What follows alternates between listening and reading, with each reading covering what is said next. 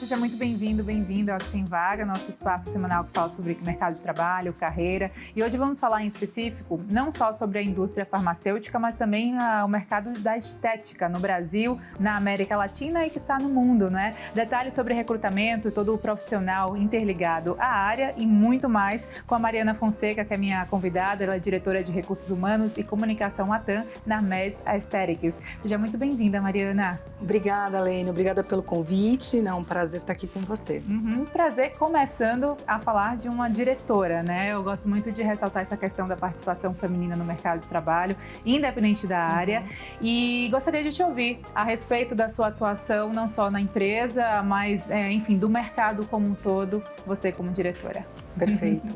Bom, Lene, obrigada mesmo por esse espaço. Como você falou, acho que é muito importante a gente mostrar, né, o protagonismo feminino. A gente tem bastante voz, mas precisa crescer ainda muito. E eu acho que assim, o mercado como um todo está abrindo espaço. Na MERS não é diferente. A gente tem um quadro de colaboradoras que representa 70% das mulheres de todos os colaboradores globais. Então, não só aqui na América Latina. E não é porque é estética, mas a mulher ela tem um papel muito importante dentro da nossa empresa, porque a grande maioria dos líderes que a gente tem dentro do Brasil são mulheres. E na América Latina, quase 50%, 40% são mulheres. E o que eu vejo, na verdade, isso? Eu acho que a forma que a gente trata os profissionais, a gente busca sempre muito uma equidade. E é uma equidade de entender, de fato, o que aquele profissional é qualificado, como que o profissional ele adere à cultura da empresa, tipo, né, o talento que aquela pessoa pode ter.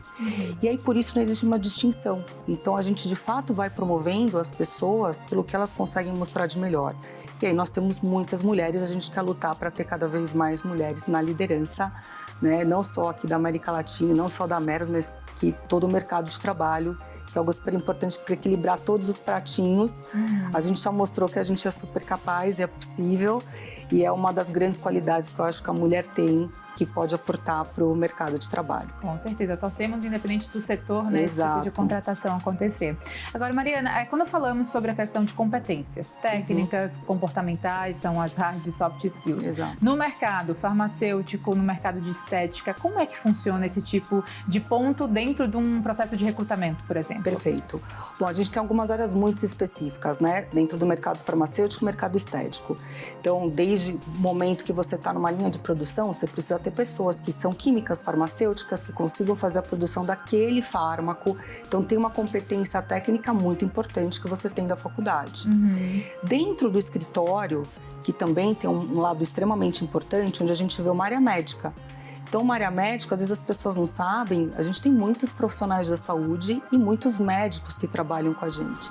E aí vem um dos nossos primeiros desafios, porque o médico ele é um profissional assistencial, né? Ele faz uma faculdade e ele aprende a ser clínico, ele não entende o negócio. E às vezes é engraçado, quando a gente bate a porta de um médico para falar para ele, né? Doutor, vem trabalhar na indústria? Não, mas espera um pouco, como que eu vou trabalhar na indústria? Mas eu fiz faculdade porque eu quero atender um paciente. E aí você mostra um lado para esse médico, principalmente aqui no mercado estético, que é um lado que é super importante, que é técnico dependente. Então, o que seria um técnico dependente? O nosso produto são produtos injetáveis, certo? Então, a pessoa que vai aplicar, o profissional da saúde, que hoje em dia existe médico, dentista, biomédico, enfermeiro que podem aplicar, eles precisam saber como que aquele produto tem que ser aplicado de acordo com a anatomia, com o que você necessita fazer para aquela paciente, né, se sentir melhor na sua melhor versão.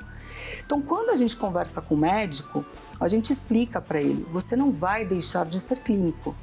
E aí tem que ter uma contrapartida também, porque às vezes ele vai falar, tá bom, na indústria eu vou ganhar menos do que eu tenho na minha clínica. Então, o que a gente pode oferecer? Porque eu acho que isso é um ponto importante, né? O que pode oferecer? A gente tem que ser uma via de mão dupla. Então, todo profissional que a gente contrata, então seja médico, é sempre um dermatologista, ou um cirurgião plástico, ou um médico de medicina estética, porque eles sabem aplicar. E eles têm que ensinar, transmitir o conhecimento para outros profissionais de saúde. E aí, com isso, eu costumo brincar que quando a gente contrata, eu falo para falar para eles assim, imagina o Rock in Rio. Você tem aquele monte de banda maravilhosa. Às vezes você tem, tipo, um Rolling Stones. Nossa, faz tempo que ele não vem no Rock in Rio, mas né, tem um Rolling Stones que são aquelas bandas que todo mundo... Caramba, são ícones. Eles vão ter a oportunidade de conhecer esses médicos ícones globais. Então, eles vão ser treinados também por esses médicos. Então, tem uma via de mão dupla e a gente vai colocar eles também em exposição para mostrarem, que eles mostram para os outros médicos que eles estão aprendendo, que eles são super capacitados. Então, essa é uma forma que a gente vê que é um profissional que a gente tem, que é um profissional que tem uma grande demanda e o futuro da medicina estética vai precisar cada vez mais desses profissionais, porque eles fazem muita diferença, né, na hora de estar ali com o médico para poder explicar o produto, para poder tirar dúvida, para o médico entender qual que é qual o melhor produto do mercado para o seu paciente. Aquele profissional da saúde ele tem um papel fundamental, porque ele consegue falar de igual para igual. Então, para isso a gente precisa trazer alguns diferenciais, né, para atrair, que é essa forma de conversar com esses ASES, esses papas médicos, ajudar num plano de carreira, ajudar numa exposição, num treinamento. E o que também que a gente está vendo de grande tendência, Eni, que eu acho que é super interessante, a pandemia ela trouxe para a gente um ponto que ela acelerou o processo de digitalização. Sim, muito. Muito, assim, a gente teve que correr acho que 10 anos em poucos meses e todo mundo sem saber direito o que pode fazer ou não, porque a gente teve que se reinventar. E a gente se reinventou com os colaboradores, porque todo mundo foi para casa. Então, de repente, a sua casa virou seu home office e tinha até, né, as pessoas, ai meu Deus, não sei se eu coloco o fio de calça de pijama em cima, não, mas foi uma mudança muito grande. Mas trouxe uma digitalização muito grande nas mídias sociais, que já era super forte, claro, mas a gente consegue ver uma influência muito grande das redes sociais nas escolhas das pessoas, né? Então, tipo, os influenciadores, as celebridades que aparecem, tipo, depende da mídia, tudo que acontece dentro de mídia social também é um fator muito importante e é uma tendência também desse mercado e do mercado de saúde. Então, um profissional que a gente também entende, né, que a gente tem visto, que é um profissional muito demandado e que vai começar a ter guerra para conseguir os melhores do mercado, essa pessoa que cuida de digital, que vai cuidar de toda uma parte de influenciador, que vai conversar com o cliente final. Então, o cliente final é o paciente, porque é o paciente que vai ser influenciado e vai olhar, nossa, a Leni tá tão linda hoje, ela tá me falando que ela tá usando, caramba, eu quero conhecer mais. E aí esse profissional, ele precisa entender como que ele pode, né, se diferenciar a nossa empresa ou qualquer empresa das outras empresas de uma forma que ele esteja dentro da regulamentação, porque precisa conhecer toda a legislação. Então é uma forma muito bacana de trazer profissionais, né, que às vezes não são do mercado estético, mas são da indústria farmacêutica, ou pode vir de uma outra indústria, talvez de bens de consumo, que o bem de consumo, ele não tem entraves como a gente tem. O mercado farmacêutico, ele tem bastante entraves dependendo do produto. Mas aí como a gente pode atrair esse profissional? Primeiro, bom, sou suspeita, para mim o mercado estético é um segmento maravilhoso, está em franco crescimento, mas como a forma que acho que a gente pode atrair, falando bastante da Merz, da empresa que eu trabalho, é a pessoa ser protagonista. Então ela vai ser protagonista de poder criar, poder achar as melhores formas de como que ela pode atender. Né, buscar o mercado.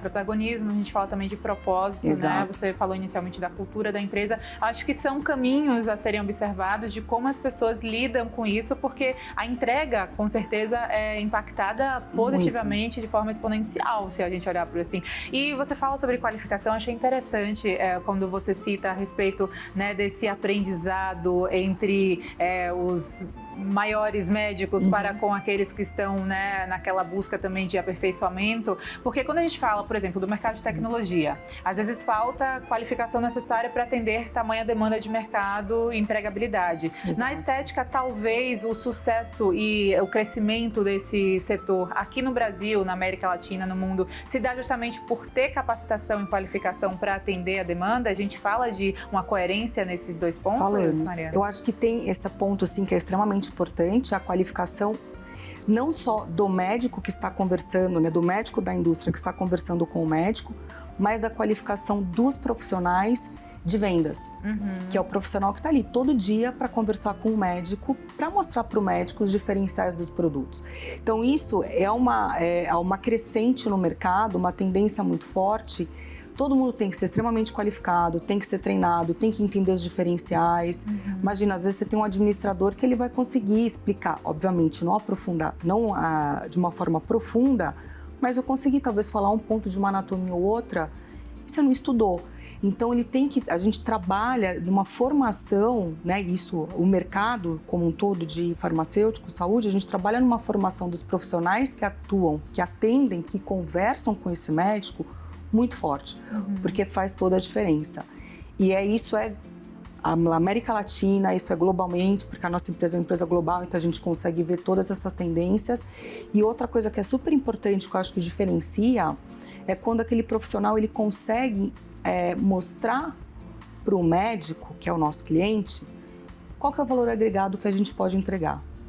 Então, isso faz toda a diferença. A pessoa ela não está ali só para, doutor, olha, tem o Zeumin, que é uma toxina, olha que legal. Não, doutor, a empresa, ela consegue, além de trazer os melhores produtos, enfim, né, um portfólio bacana, a gente consegue ajudar na sua clínica. De que forma? Então, é feito também toda uma área que ajuda a vender um valor agregado. Que isso eu acho que acaba diferenciando. Quando a gente busca um serviço, busca um produto, a gente quer entender, né, o que mais que pode entregar para a gente. Claro. Então, a qualificação, o treinamento, esse olhar de qual que pode ser o pulo do gato, do a mais. E aí a gente trabalha isso com todos os profissionais de linha de frente e todo mundo da empresa pode não saber assim. Acho que isso é uma coisa bacana também, né, em mercado, você falou de TI. Sim. Não só a pessoa que está ali trabalhando, mas todo mundo saber tudo que a empresa oferece. Claro. Né? Porque todo mundo pode ser um potencial cliente.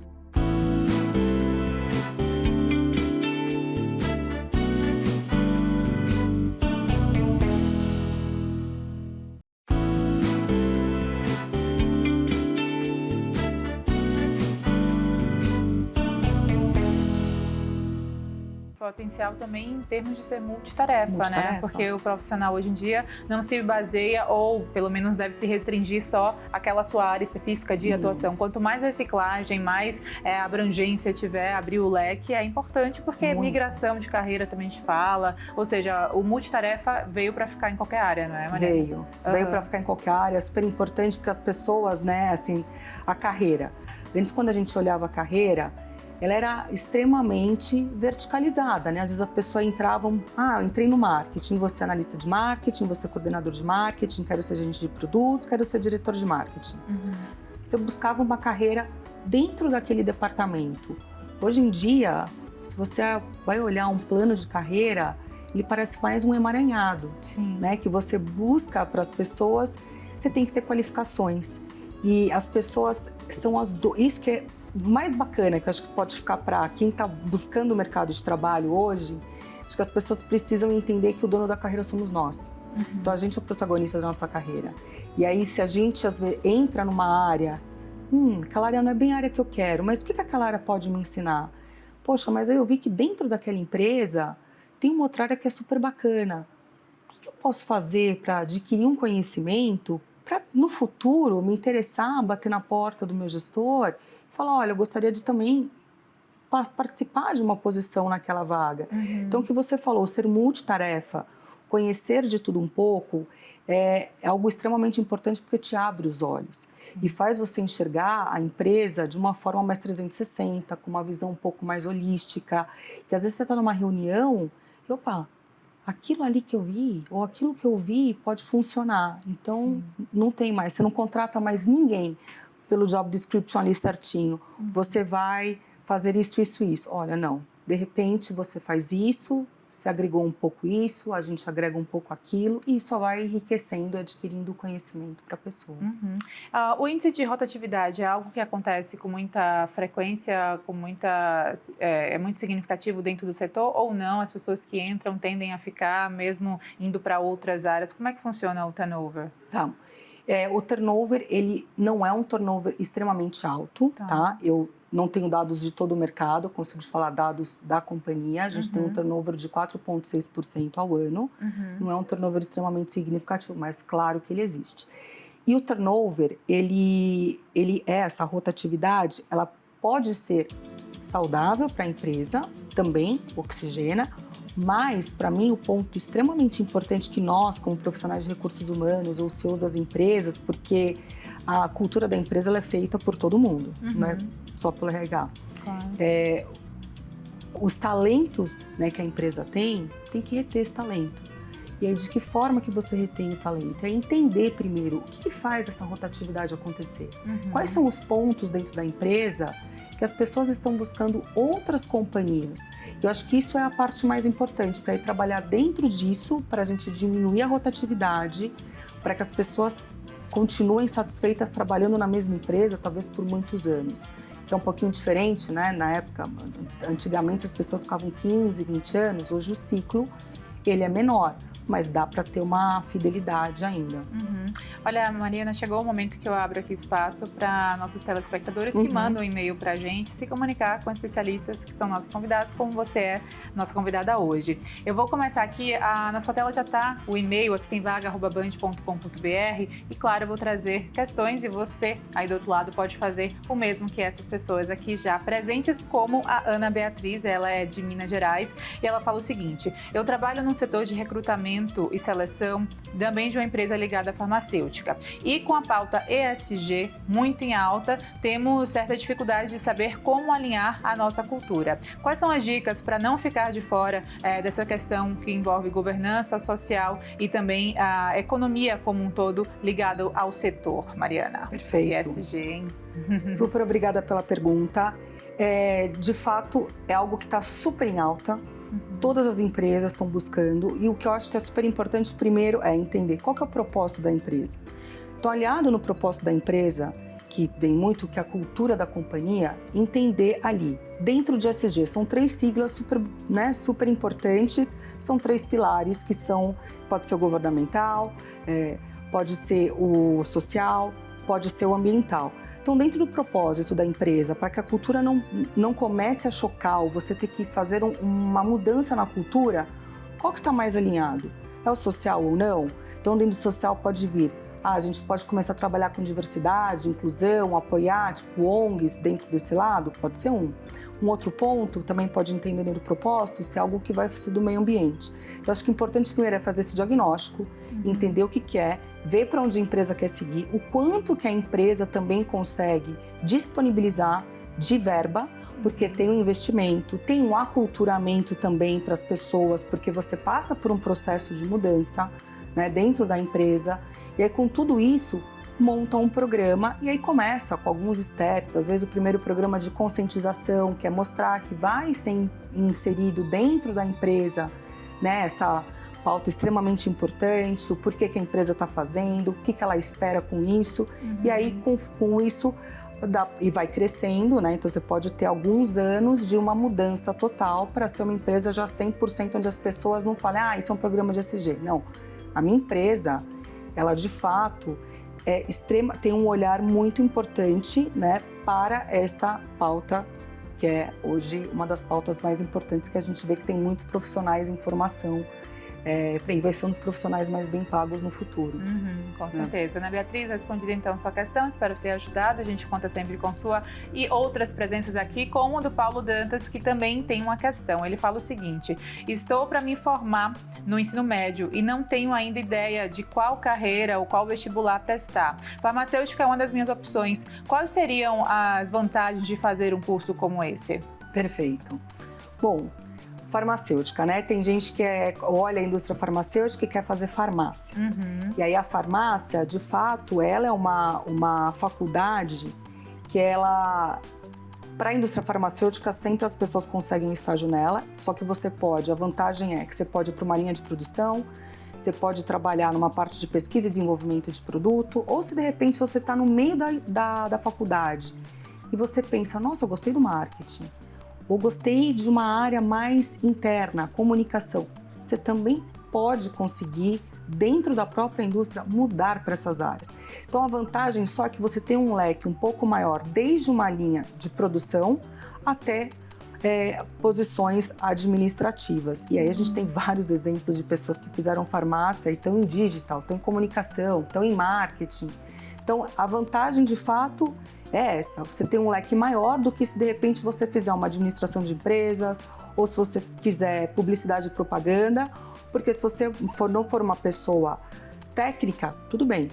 Se você for uma pessoa que gosta dessa parte de química, uma parte mais técnica, entender como é uma formulação, ou ver um processo produtivo, aí a farmácia ela vai te dar toda essa abrangência para você conseguir surfar no mundo das farmacêuticas e achar o seu melhor caminho dentro de uma.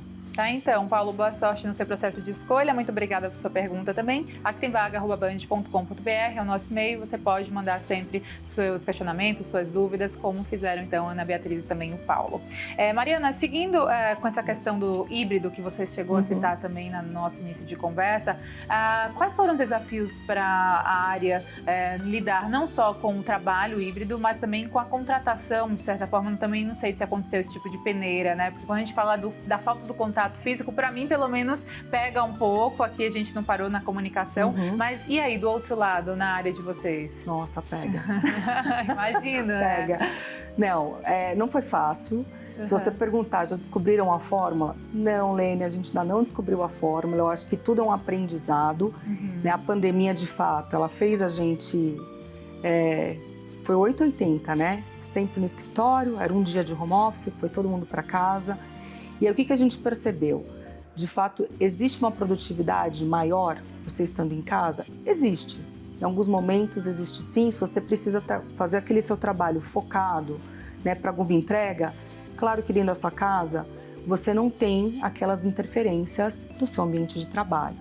Mas, por um outro lado, é extremamente importante o que você falou, o contato físico. Sim. É o contato físico que faz, de fato, a cultura de uma empresa ser mais forte.